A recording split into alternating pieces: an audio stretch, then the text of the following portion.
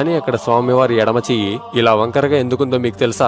మిగతా ఏ దేవుడి విగ్రహం చూసినా ఇలా అభయహస్తంతో ఉంటారు, కానీ ఒక్క వెంకటేశ్వర స్వామికి మాత్రమే చేతులు ఇలా ఉంటాయి. ఇదేమి శిల్పి చెక్కడంలో పొరపాటు కాదు, ఎందుకంటే తిరుమలలో స్వామివారి విగ్రహాన్ని ఎవరు తయారు చేయలేదు. ఆ విగ్రహం ఒక స్వయంభూ, సాక్షాత్తు వెంకటేశ్వర స్వామి విగ్రహ రూపంలో అక్కడ కొలువై ఉన్నారు. ఈ ఎడమ చేతిని కటి విలంబిత హస్త లేదా కటిహస్త అని అంటారు. సంస్కృతంలో కటి అంటే నడుము కింద నుంచి తొడల మధ్యలో ఉన్న భాగాన్ని కటి అని అంటారు.